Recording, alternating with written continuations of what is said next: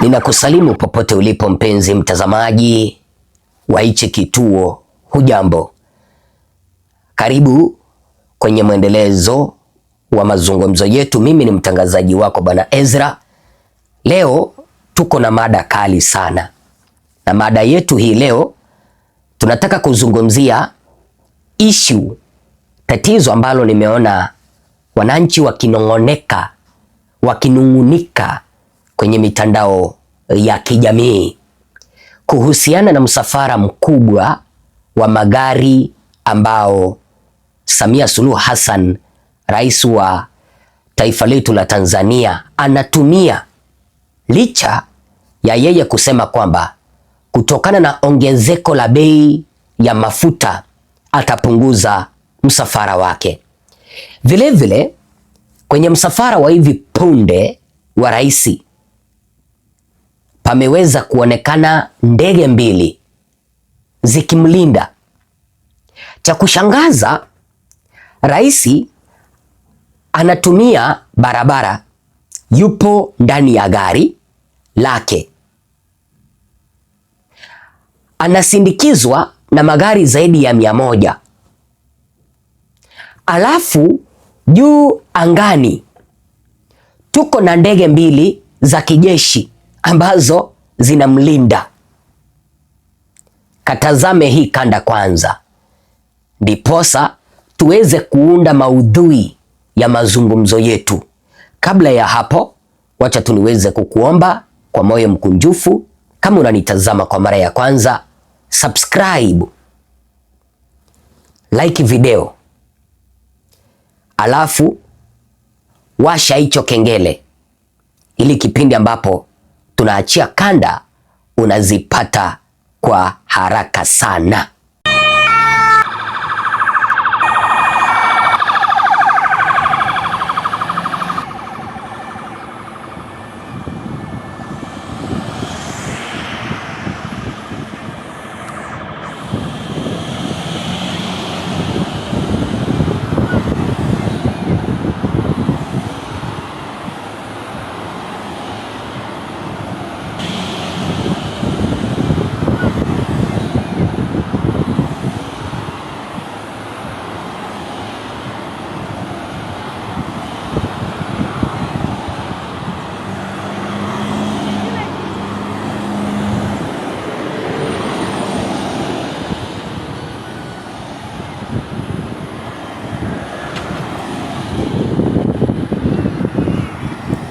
Nina imani kwamba kama wewe ni muangalizi mzuri, kitu cha kwanza umeweza kuona kwenye hiyo kanda ambayo nimekuchezea ni msafara mrefu wake rais. Namba 2, anapita karibu na wananchi, hata kuwapungia mkono hawezi. Na huyu ni yule ambaye alisema kwamba alishinda uchaguzi kwa asilimia kubwa. Namba 3, msafara mkubwa wa magari unamfuata. Licha ya Rais Samia kusema yeye kwa kauli yake kwamba kutokana na ongezeko la bei ya mafuta upande wa Iran itabidi ameweza kupunguza msafara wake ili kulandana na jinsi ambavyo bei ya mafuta ilivyo. Sasa ninashangaa, kupunguza msafara wa magari ambao anatumia ilikuwa ni maneno tu ambayo alikuwa anayazungumza, ila kwa vitendo hakumaanisha, au kwa vitendo hawezi akatekeleza. Ndani ya serikali tuna matumizi makubwa sana ya mafuta. Magari ni mengi, safari zetu ni nyingi. Niwaombe sana tuanze kupunguza matumizi ya mafuta. Tunaanza kupunguza matumizi ya mafuta. Nami naanza na ofisini kwangu. ninapotembea maafisa wote wakubwa wote na magari yao nyuma wananifuata. Kuanzia sasa ninapokwenda kokote, wote nitawaingiza kwenye kibasi kimoja.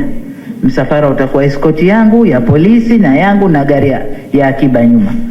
Wanaobakia wote nawaingiza kwenye kibasi kukata matumizi ya mafuta. Kwa hiyo ninaomba na nyinyi katika maeneo yenu tukate matumizi ya mafuta. Pole sana. Kuna wale ambao wataniuliza, Bwana Ezra, huu msafara wa rais ulikuwa unatoka wapi? Mnajua tarehe 1 Mei mwaka 2026 ilikuwa ni siku ya kusherehekea wafanyakazi dunia nzima. Taifa letu la Tanzania halikusazwa ama halikuachwa nyuma. Kwa hivyo serikali hii ya Samia ikaandaa hafla ya kusherehekea wafanyakazi katika jimbo la Njombe, mkoani Njombe. Kwa hivyo serikali ilienda upande wa Njombe kusherehekea kutoka pale siku ya wafanyakazi. Sasa huu msafara ulikuwa unatoka Njombe, na msafara huu ulikuwa unapita barabara kuu ya Iringa Dodoma.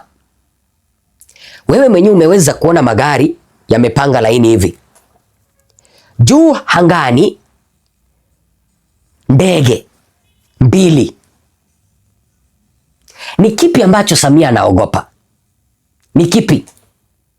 Kwa sababu kama ni makomando au ni ulinzi wa rais upo kwenye magari yale ambayo yanamsindikiza rais, kwani lazima aweze kubebana na ulinzi wa ziada juu angani? Ni swali langu ambalo nauliza. Kwani ni lazima aweze kubebana na ulinzi juu angani? Na cha kushangaza, katika taifa letu la Tanzania hatupo kwenye mapigano kamwe. Taifa letu lipo tulivu, amani iko sawasawa. Na huyu ndiye kiongozi mwenye anasema kwamba alishinda kwa 98% ya uchaguzi mwaka uliopita. Sasa hizi kura ambazo aliweza kupata kwa 98% zinalandana kweli na ulinzi wa makomando ambao anatumia? Kwa sababu mtu mwenye ameibuka mshindi kwa kupata 98% hahitaji hata ulinzi wa gari moja la polisi. Kwa nini? Kiongozi huyo anapendwa kwa wakubwa na kwa wadogo, kwa wazee na akina mama. Wanampenda kiongozi huyo mwenye alipata 98% ya kura ambazo ziliweza kupigwa mwaka uliopita. Lakini kipindi ambapo rais anasindikizwa na msafara mkubwa wa magari zaidi ya 100, alafu juu angani tuko na ndege 2, hii inatupea taswira tuanze kutathmini na kufikiria iwapo ule ushindi ambao Tume ya Uchaguzi na Mipaka katika taifa letu la Tanzania waliweza kutangaza kwamba Samia aliibuka mshindi kwa kupata 98%, yaweza ikawa kwamba zile kura ama ule ushindi Samia alijipikia. Sijui kama unanielewa. Kwa sababu iwapo Samia alichaguliwa kihalali na akashinda kwa hiyo 98%, hahitaji kutembea na makomando juu ya angani, kwa sababu wale watu ambao wako kwenye ile ndege ni makomando, wanapima tu chini, wana magnify kila kitu ambacho kinaendelea hapa chini. Kwani kulikuweko na mlipuko mahali Samia anajichunga namna hii? Hii inaashiria kwamba Samia aliweza kuiba kura na anaogopa kupinduliwa kutoka madarakani. Namba 3. Mnaona ile ripoti ambayo iliweza kutolewa na tume ya Jaji Chande, na wakapika takwimu kwamba watu ambao waliweza kuuliwa ni 518. Wakaeleza kwamba wakapika takwimu zao na kueleza kwamba Watanzania tuliweza kulipwa ndiposa tukaandamana. Sasa Samia anaogopa kwamba nchi inaweza ikalipuka kutokana na ile ripoti ya Jaji Chande.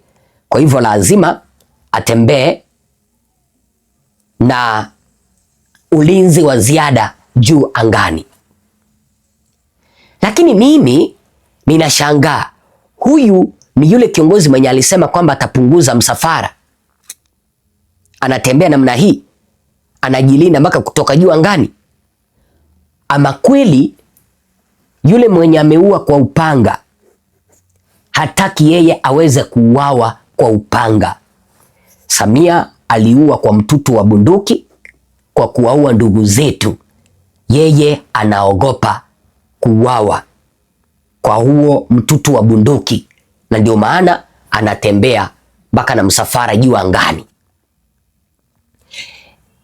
Kipindi ambapo anatembea na msafara wa magari namna hii mrefu, ni ishara kwamba Samia anatumia vibaya pesa za wananchi, kodi ya wananchi. Yeye mwenyewe ndiye alituambia kwamba atapunguza msafara wa rais. Sasa kupunguza kupi ambako ameweza kupunguza hapa? Ni kupunguza gani ambako ameweza kupunguza? Tusemezane ukweli.